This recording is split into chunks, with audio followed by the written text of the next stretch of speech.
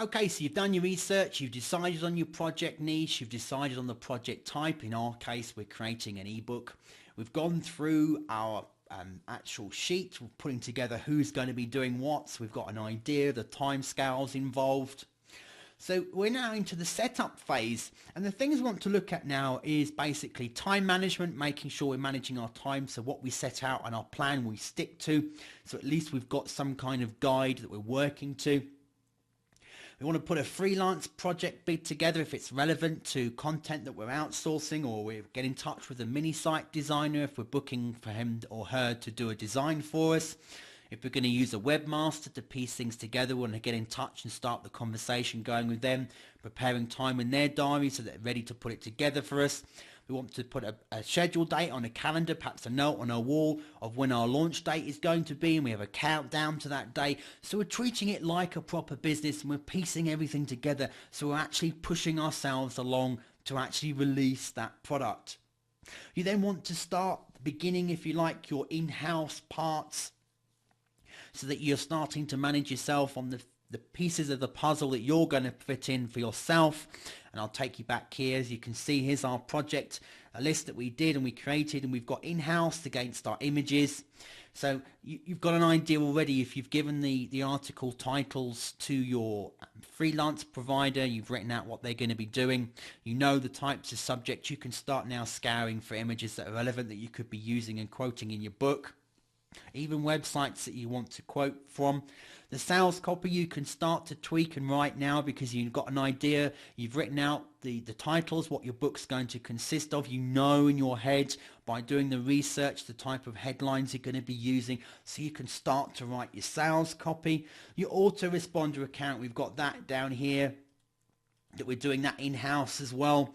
We're going to write the autoresponder copy, we've decided, so we can start writing the autoresponder copy. Now that could either be if you're going to give away a free report and sell it that way, it could be the lead up and how you're going to keep pushing people through your funnel. If they don't buy today, maybe you're going to sell it to them later. It could also be the autoresponder series on what's going out as a follow-up process. So the people have made a purchase, you want to make those upsells, remember, those back on sales. So what is your autoresponder copy going to be in relation to that? You can start preparing that and writing that. You also might have an affiliate autoresponder series. Not everybody's doing this, but it's actually something I've seen a couple of marketers use to great effect. And that is when you write and put together a product and you have affiliate tools in place, get your affiliates to sign up to an affiliate newsletter related to that product, and then have an autoresponder series in place that starts preparing your affiliates and nudging them. Have you promoted yet? Have you thought about using this? Here's some more free tools on my blog you can cut and paste. Here's a video on YouTube you could use to send to your list to entice them. All those sorts of things. You could put that all pre-prepared in an autoresponder series for your affiliates, so that they then get that material and get reminded to go out. Because at the end of the day, don't forget, some affiliates are extremely busy and they're promoting lots and lots of products. So they might be promoting 20 or 30 products in the course of a month, and they could easily forget yours that they've signed up to promote it. Just by you giving them a nudge, they might then go back, revisit and go, oh yes, I wanted to promote this product. It looks really great and I'd like to go ahead.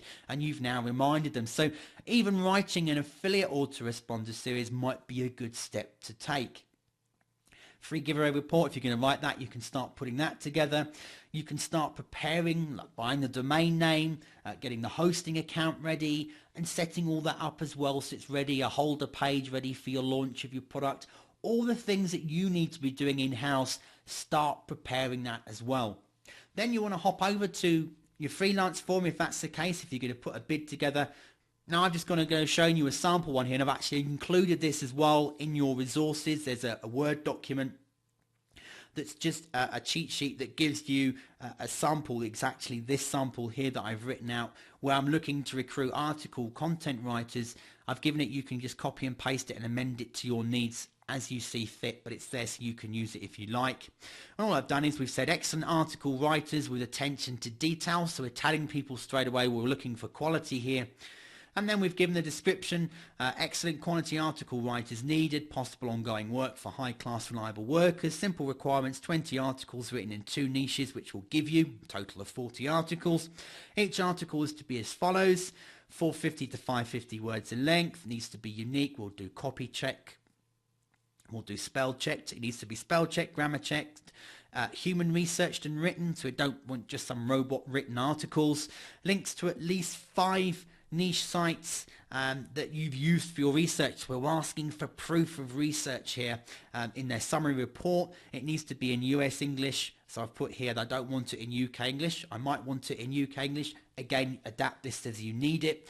Report to be supplied on the niche in the following way, so I want the name of the niche, each article's title plus the word count, the 5 sites used in the research as a minimum, the date each article was written, summary report telling us what the overall content of all the articles was about. Now this is important, and the other nice thing about doing it this way is what I said to you about planning your project. What I've decided here is I've already started to piece together parts of the way my project will work. I'm asking for unique content.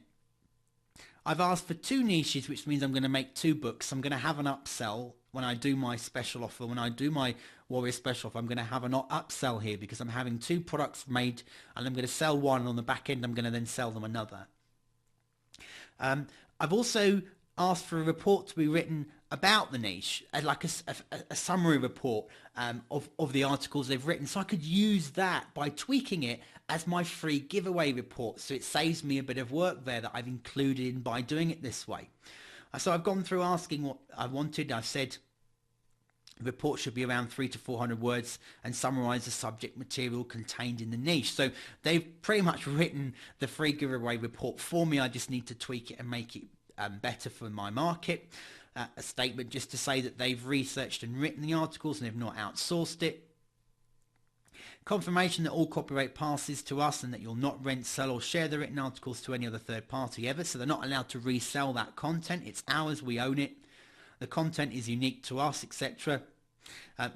If we run it through Copyscape, now this is where I've set up conditions to say to freelancers, look, I'm setting boundaries here and I'm managing my freelancers, which is something that you really want to make sure that you're doing.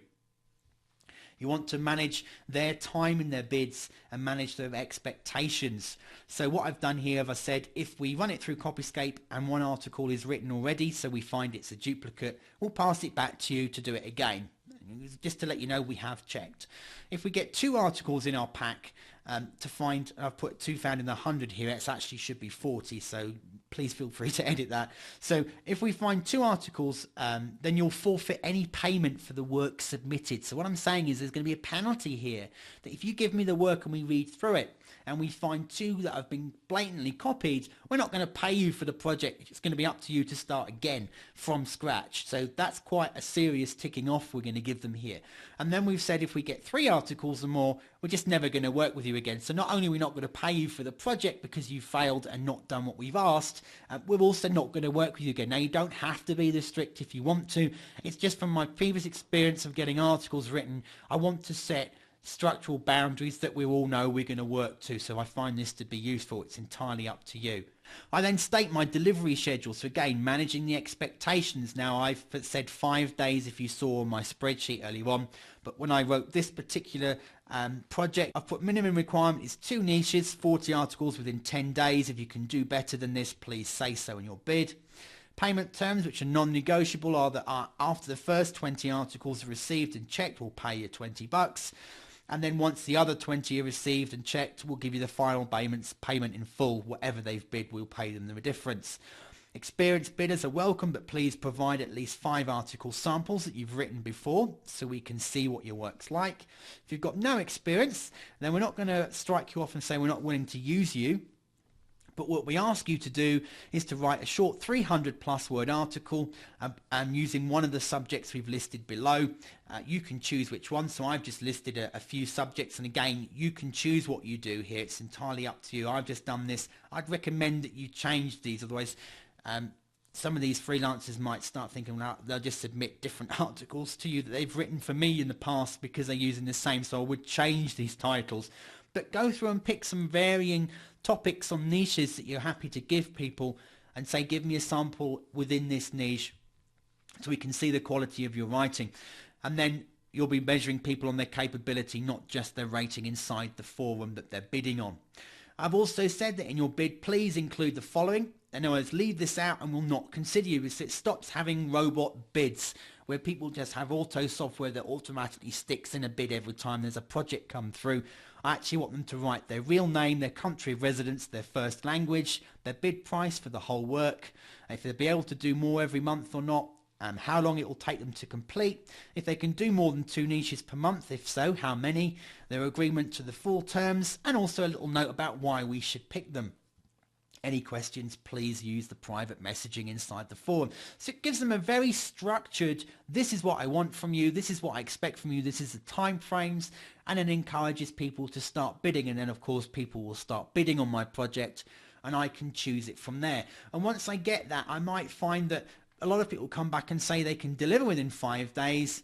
And then that's why in my project, I've changed my timescale to 5 days. Maybe I had it at 10 originally. But again, this is going to be a working document that you can use to manage the expectations and your freelancers, and also manage yourself and your time as well. So as you now go through, you've started to work on the project side you need to, and you've started giving the freelancers or the outsourcers or the mini site designers, whatever it is you're doing, you've started to set the time with them as well. And this becomes your project management sheet. You can put notes in here. So as you come across different, perhaps article writers, you might have some that catch your eye. You could note them in here for future reference. Use this as a working tool to help you manage your whole project. And before you know it, you'll be pulling everything together and starting to put it all up, ready to promote and go.